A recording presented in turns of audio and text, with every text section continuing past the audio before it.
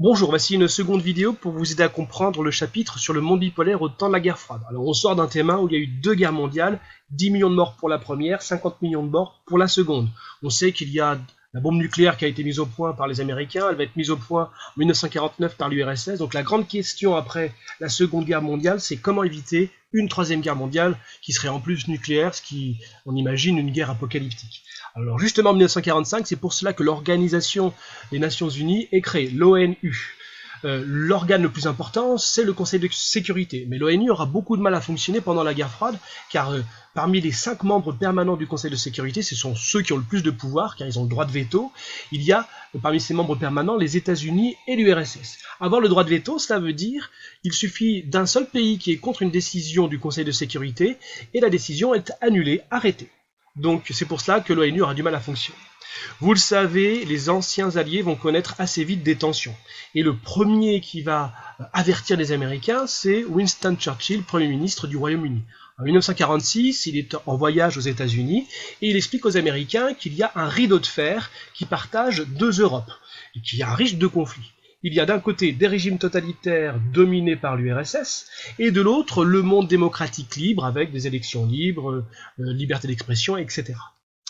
Il y a véritablement une demande de Staline de créer une séparation. Il dit que c'est pour empêcher le retour du fascisme. Alors Truman, le président américain, va entendre Winston Churchill et il va prononcer un discours, ce qu'on va appeler la doctrine Truman, et il dit en gros tous les pays qui voudront s'opposer à l'avancée du communisme auront l'aide des États-Unis. Il va y avoir la même année, en 1947, la réponse du numéro 3 de l'URSS, Jdanov, allié de Staline. Il va dire tous les pays qui empêcheront l'avancée de l'influence américaine auront une aide de l'URSS. Alors, vous voyez qu'on est dans un conflit Est-Ouest. D'ailleurs, ce serait une meilleure expression que guerre froide. C'est une expression qui a été popularisée par un journaliste en 1947. Mais c'est difficile de nommer une période au tout début. Par exemple, la Première Guerre mondiale aurait pu s'appeler la Grande Guerre européenne en 1914. Un conflit Est-Ouest, ça nous parle certainement plus de cette période. Alors, en 1947, les Américains vont aider financièrement, économiquement, tous les pays qui seront leurs alliés. C'est ce qu'on appelle le plan Marshall. Marshall, c'est le nom du secrétaire d'État américain, c'est, si vous voulez, le ministre des Affaires étrangères américain. Et vous voyez que ce sont surtout des pays européens qui bénéficient de cette aide, et la moitié de ces 13 milliards de dollars sont destinés au Royaume-Uni et à la France. Ce sont des dons matériels aussi, mais aussi des prêts d'argent. Alors attention à cette période qu'on s'apprête à traverser, c'est une plus longue période que ce que nous avions vu durant la Seconde Guerre mondiale qui avait duré 6 ans. Cette période dure 44 années, donc attention lorsque vous aurez éventuellement une réponse longue à ne pas aller trop vite. Le blocus de Berlin, c'est entre 48 et 49, mais ensuite il y a une période entre 1949 et 1961 où il y aura des habitants de la RDA qui quitteront la RDA, fuiront le communisme grâce à Berlin, toujours divisé en deux. Ils quitteront le monde communiste pour aller en RFA et cela durera pendant 12 ans. Ensuite, le mur de Berlin va être créé en 1961 et il sera debout pendant 28 années. Donc attention à l'échelle de temps. Alors vous le savez, je n'y reviens pas. En 1948-1949, il y aura la première crise entre les anciens alliés, le blocus de Berlin. Il va y avoir une montée en puissance des alliances, justement, un réaménagement, on va dire, des alliances. En 1949, une alliance militaire, l'OTAN, l'Organisation du traité de l'Atlantique Nord, donc ce sont surtout au départ les pays qui sont de part et d'autre de l'Atlantique Nord, donc alliance militaire dirigée par les États-Unis. En 1949, il y aura une réponse de l'URSS face au plan Marshall. Même idée, l'URSS aidera financièrement, prêtera de l'argent, aidera économiquement les pays qui seront leurs alliés. Et en 1955, c'est la réponse militaire, le pacte de Varsovie. Il s'agit d'une alliance militaire qui s'oppose à l'OTAN. La première guerre, c'est la guerre de Corée. La Corée, c'est une petite partie du monde. Elle avait été conquise par le Japon et vous vous rappelez que les États-Unis étaient intervenus dans le Pacifique. C'était donc la bataille du Pacifique. Et la Corée avait été libérée par le sud par les Américains et par le nord par les armées soviétiques de l'URSS. Et finalement, de la même manière qu'en Allemagne, le pays, dans un premier temps, va rester coupé en deux avec des armées d'occupation. Mais En 1950, les armées de Corée du Nord vont vouloir reconquérir la partie Corée du Sud. Et les États-Unis vont obtenir un mandat de l'ONU pour repousser cette offensive militaire. Du coup, les Chinois vont envoyer leur armée et repousser à nouveau l'armée américaine, et le front va se stabiliser autour du 38e parallèle. Attention, pendant cette guerre, le général MacArthur, qui travaille donc pour les États-Unis, va demander à Truman l'utilisation de l'arme nucléaire. Heureusement, le président Truman va renoncer parce qu'il pense que ce serait disproportionné par rapport à l'enjeu qu'il y a ici.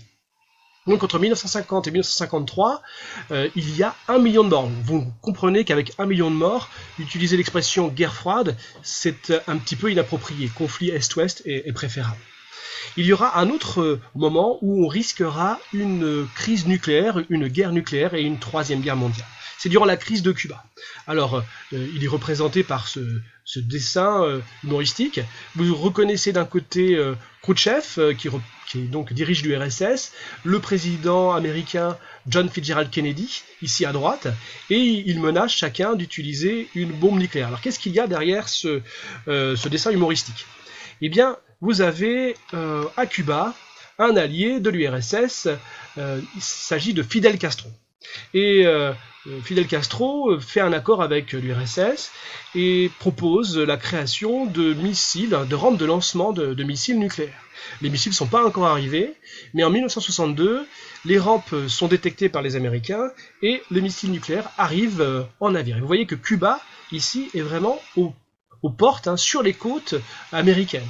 Pour John Fitzgerald Kennedy, il s'agit d'une trop grosse menace et il dit clairement que si les navires portant des missiles nucléaires arrivent à Cuba, eh bien il utilisera la bombe nucléaire contre l'URSS.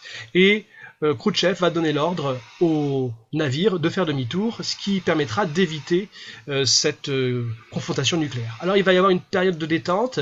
Durant cette guerre froide, il y aura aussi des remontées de la tension, notamment durant les années 80, où il y aura la crise des euromissiles. Il y aura la création de rampes de lancement, notamment en RFA ici. Et heureusement, on terminera l'année 80 avec une détente et des accords de désarmement, notamment le retrait de missiles nucléaires dans cette partie-là de l'Europe. Alors vous voyez ici qu'en 1985, là on arrive à la fin de ce conflit Est-Ouest, arrive au pouvoir Mikhaïl Gorbatchev, qui est un modéré par rapport à ses prédécesseurs, et il est pour la perestroïka.